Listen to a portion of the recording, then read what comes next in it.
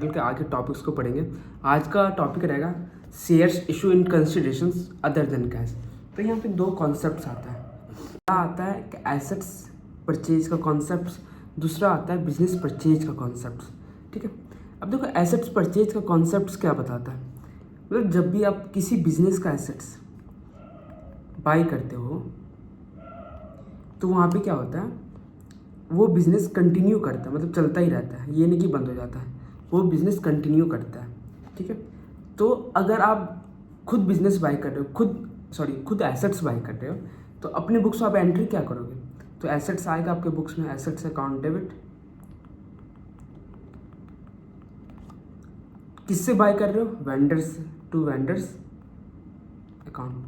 अब वेंडर्स को क्या करना है, पेमेंट करना है, तो यहाँ पे पेमेंट जो होगा ना वो by issuing share capital. Okay, cash या बैंक में पेमेंट नहीं होता, यहाँ पे बाय इशूइंग शेयर कैपिटल। तो वेंडर्स को पेमेंट करना, तो vendor account debit to equity share capital, equity share capital account. Okay, ये हो गया कंप्लीट, ये हो गया एसेट्स परचेज का कॉन्सेप्ट। ठीक है, अब हम लोग कर चलते हैं बिजनेस परचेज का कॉन्सेप्ट में। तो बिजनेस परचेज का कॉन्सेप्ट क्या बोलता है कि अगर आप किसी बिजनेस को बाय करते हो ना, तो बिजनेस में सारा चीज़ आ जाता है, बिजनेस में सारा चीज़ आ जाता है। First is input, second one is process, third one is output.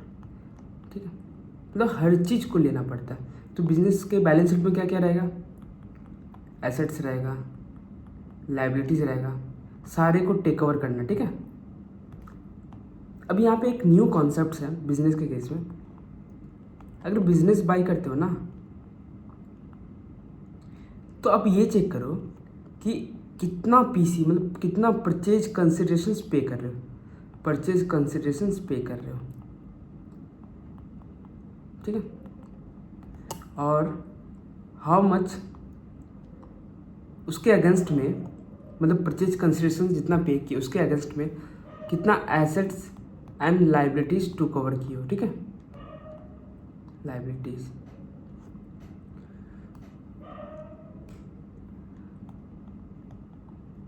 To cover. ठीक है, सपोज कंसिडरेशन पे किया 100 करोड़ और तुम्हें एसेट्स और लाइबिलिटीज मिला 90 करोड़, कितने का डिफरेंस आया, 10 करोड़। मतलब आपने 10 करोड़ ज़्यादा पे करा, तो ये 10 करोड़ जो ज़्यादा पे करा उसको बोलते हैं गुडविल। ओके, उसको क्या बोलते हैं, गुडविल। ठीक है, फिर केस 1 ये हो गया। केस 2,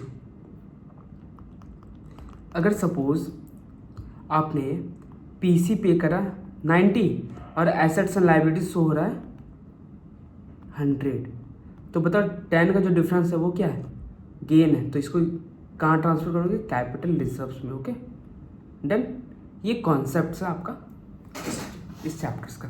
तो अब बिजनेस में, बिजनेस के केस में एंट्री क्या पास करोगे, एंट्री क्या पास करोगे, नंबर 1 आपने क्या किया, बिजनेस में एसेट्स लिया, लाइबिलिटीज टू कवर किया, तो एसेट्स अकाउंट डेबिट, मतलब इंडिविजुअल एसेट्स का आपको नाम लिखना पड़ेगा, तो क्वेश्चंस भी करेंगे इसका। Okay, assets account debit